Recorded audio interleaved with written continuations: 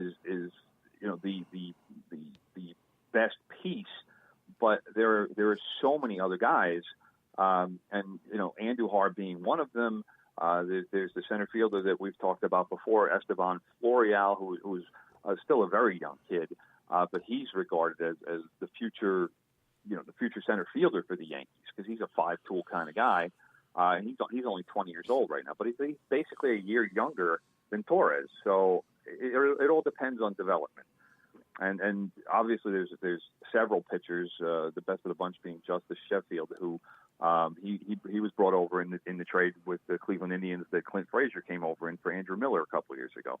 So a lot of these top prospects that they have right now were acquired by a trade, but there's also a couple of draft picks in there, and some of the guys who they signed as international free agents. The big spending spree that they went on a couple of years ago. Right. And that's kind of where things are right now with the team, and it's an extraordinarily deep system because you can look at players who are in like the bottom end of the Yankees top 20, let's say, and those guys would be top 5 prospects in other organizations.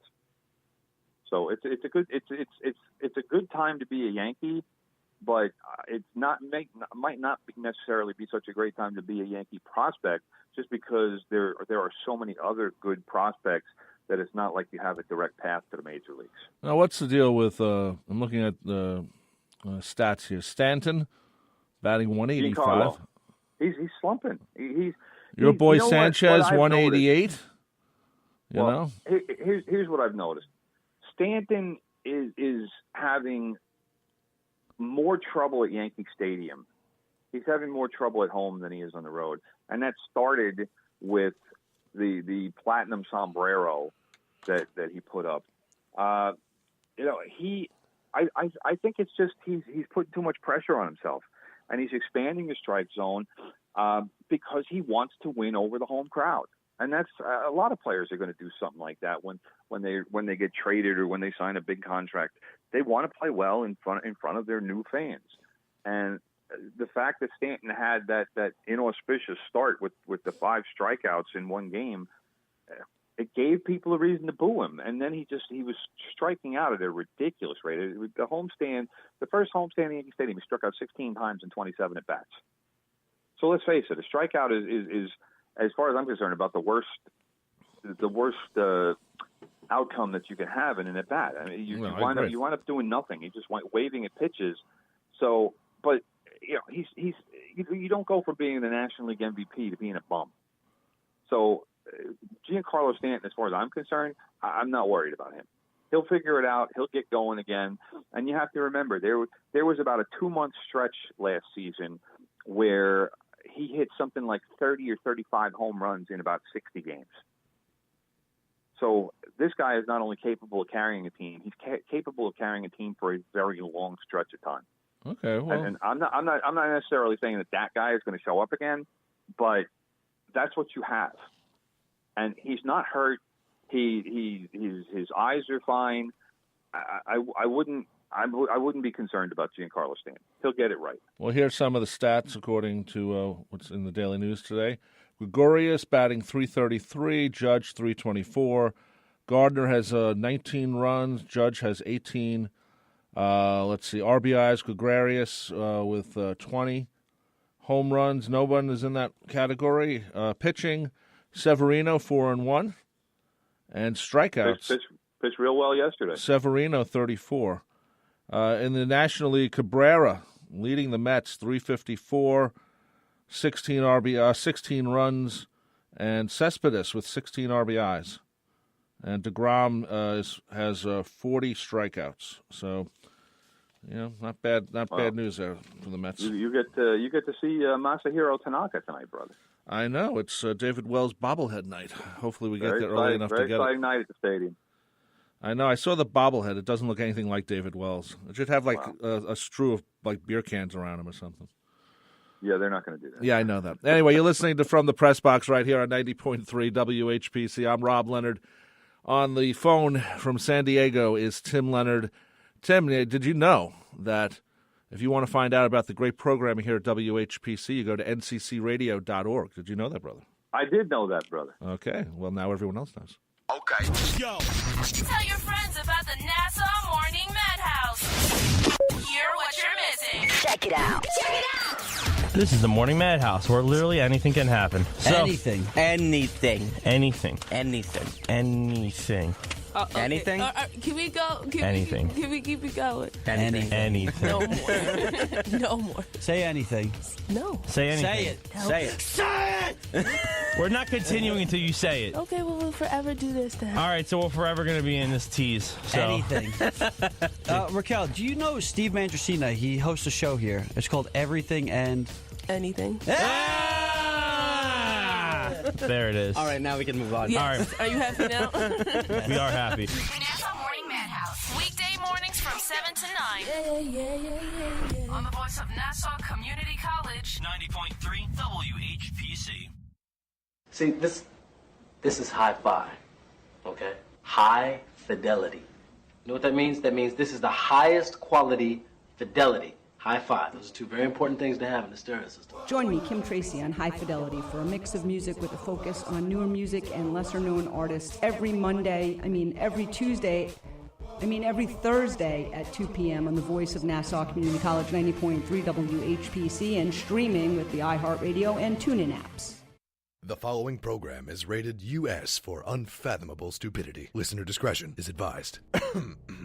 This year, it's the home stretch with Andrew Zucker. Wait a minute, what is it? Zucker? That's weird. And Eric Fraschetti in the same crap you've listened to over and over and over again. Action, adventure, bromance. Actually, there's really none of that. Okay, maybe a little bromance. What else do you expect from a sports show? Sports? Nah. The home stretch, starring Andrew Zucker, Eric Fraschetti, KJ Brooks, Cameron Bonagora, and Kyle McKay. All right, I'm getting paid for that now, right? Nope. We thought you knew that. Ha! Screw that. You do it. I'm out of here. Crap. The, home stretch on Mondays afternoon at 5 p.m. on the voice of Nassau Community College, 90.3 WHPC. Hope you get to listen to those guys say at 5 o'clock right here on WHPC. This show becomes a podcast later on Spreaker.com, which connects it up to iTunes and all the other places. So if you miss it or want to listen to it again or whatever, you can do that. You're listening to From the Press Box right here on 90.3 WHPC, the voice of Nassau Community College. I'm Rob Leonard, and on the phone from San Diego is my co-host and my brother, Tim Leonard. Hello, Timothy, again.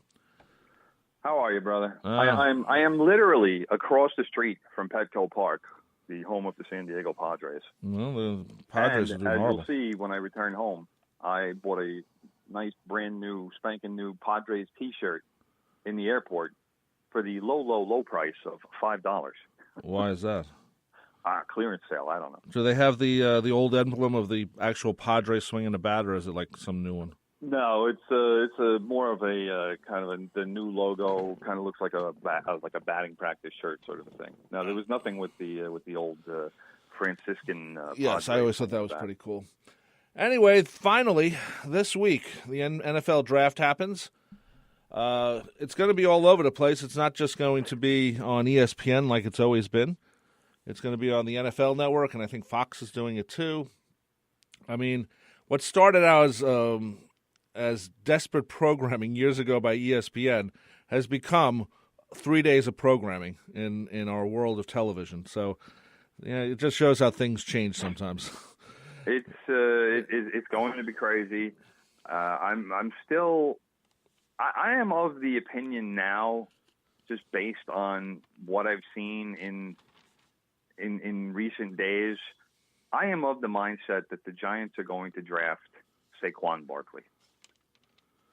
And why do you say that? I don't think it's necessarily a bad idea. Why do you say that? Would you like me to tell you why, brother? Yeah, of course. Well, why else am I here?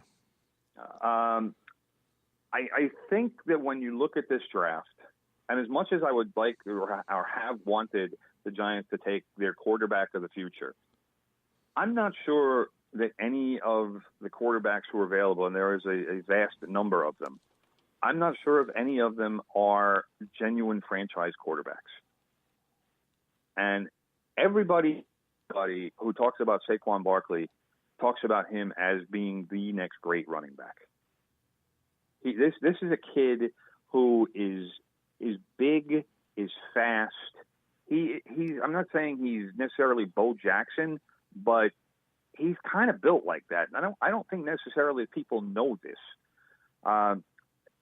He's listed at 6'2", 234. He runs like a track star. So that is a guy who, especially with the revamped line that Dave Gettleman, the GM of the Giants, has put together, and don't get me wrong, they still need some upgrades, but he's gone a long way in fixing that offensive line. The Giants still have Eli Manning at quarterback.